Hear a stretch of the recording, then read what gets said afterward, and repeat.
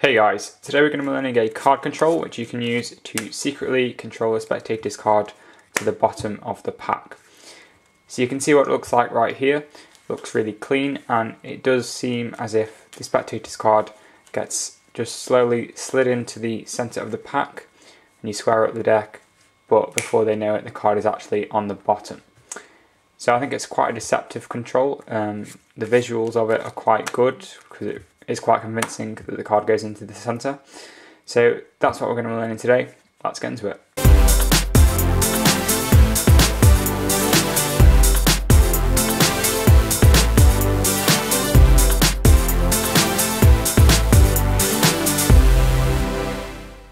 Okay, so before we get into the actual handling of the control, I'm just going to show you guys what's actually going on behind the scenes. So what's actually happening is the spectator picks a card, so we'll say it's the 7 of diamonds in this case, but the secret move happens when you come back down after showing them their card. So I'm going to show them the 7 of diamonds, but the secret move is that when I bring the cards back down and appear to outjog the 7 like that, what actually happens is it's not the 7 that's outjogged at all, it's actually the card above it. So on the way back down, I just outjog the card above the 7. Okay, so that's an indifferent card that's sticking out of the pack now. And then the 7 of diamonds actually just gets culled all the way to the bottom of the pack. So now, if I flip the deck over, you can see I've got the spectator's card on the bottom and an indifferent card sticking out of the centre. So that's how this illusion is created, that you can just square the spectator's card into the pack and without doing anything at all, it's actually on the bottom. You can do that because actually there was a switch, and so the secret move has already happened before the spectator is even expecting it. Okay, so let's get into the actual handling of the control now. So you want to start off in a mechanics grip, and you're going to spread the cards from left to right, and you're just going to ask the spectator to simply touch the back of a card. So we don't want them really taking the card out, and this is because if they take the card out, you know, they've already looked at it and then we have to re-grip it to get it in the exact position we want and all that. But if they simply touch the back of it, this gives us sort of the excuse to go up and show them what the card is, and so it all fits in very well with the control. Okay, so you're just going to ask them to touch the back. So let's say they touch the back of this card right here, and this is what you want to do. Before we take the card and bring the cards up, what you want to do is you want to sort of get the spectator's card and the card above it, so this card right here. You want these cards to sort of be aligned, okay? You don't want to make it really obvious that you're trying to get them perfectly square, but you don't want them like this so they're really far apart. So I like it so sort of the white borders are pretty much together like that, but they're not completely square.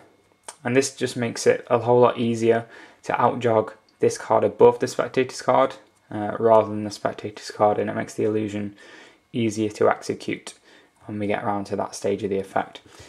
So just as the spectator selects this card, we're going to say you want this one, and then you bring the cards together, so close together but not completely square, and then you bring your right hand and you bring it like this, so the cards are now at the spectator's eye level. So let's take a look at that card, and it's the 6 of spades, and you say, okay, remember that card, and as you do that, you're going to sort of outjog a card to the right with your left thumb, and this is going to be important in just a second. So you show the spectator their card, and you just outjog a card with your left thumb to the right like that. Now this is where the secret move comes in. You're going to bring your right hand back down again, and as you do that, your left thumb is going to pull this card right here outwards towards the spectator. Okay, so your left hand should be up here with this card just slightly outjogged, and then you're going to, as the right hand comes down, the left thumb pulls the card above the spectator's card upwards, and the right fingers will pull the spectator's card to the right. Okay, and then this card here that we just outjogged with the left hand, you push that across with the right thumb, and you just feed all those cards underneath the card that's now outjogged. Okay, so now you should have the spectators card sort of culled underneath the packet like this. So you can see the spectators card is over here. I have an indifferent card outjogged, and I'm feeding all those cards in my left hand underneath the indifferent card. And it's also going underneath the spectators card as well. But from this angle, the spectator suspects nothing because they believe this is their card, and you're just showing them that all these cards are going underneath it. So you keep feeding these cards from your left hand underneath it, and then as you get to the bottom, you're going to stop feeding them in, square them all up, and then you just bring that spectator's card, you're going to pull it back upwards with your right hand. So now it's square with the rest of the pack and it's on the bottom. So that's what's happened. You've taken the spectator's card from the middle to the bottom, and you've got another indifferent card sticking out. So there's quite a lot of moves going on in a very short space of time. It's quite a complicated thing to get your head around. So we'll just go through it again. So the spectator touches a card. So it's the 6 of spades. You're going to square up the card above it and the spectator's card, and then you lift it up at the spectator's eye level and ask them to remember it. At the same time, sort of outjogging slightly this card with the left hand. Then on the way back down, you use your left thumb to contact this card above the spectator's card, and you pull that upwards. At the same time, your right fingers pull the spectator's card to the right. Okay, so hold on. So it's going from here. You show the spectator the card, and you pull that card above it upwards, and you pull the spectator's card to the right. Okay, so the spectator's card is sort of in your right hand underneath all the cards now.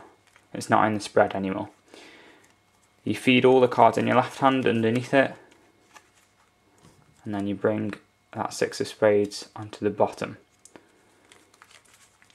And now the control is completely done. You can just square in that indifferent card, and you've created the illusion that the spectator's card has gone into the middle, when actually it's on the bottom. And from here you can do a whole lot of different effects because now you've got control of the card. Okay, so from a slightly different angle, this is what's going on. So you've got the spectator's card right here, and we square it with that card above it. And you're going to show the spectator what the card is, and then on the way back down, you just outjog that card above it, and you pull the spectator's card to the right, and then we're going to feed all those other cards in the left hand underneath, and then when you get to the bottom, you just slide the spectator's card onto the bottom like that, and you're left in this position so you can square all the cards up, and you've controlled that spectator's card to the bottom of the pack. Okay then guys, that's going to be it for this tutorial. If you did enjoy it, don't forget to leave a like, favourite, comment and subscribe. And if you'd like to keep up to date with what's going on my channel, make sure to check out my Instagram and my Twitter. The links will be down in the description below. As always guys, this has been Complete Deception, and I'll see you later.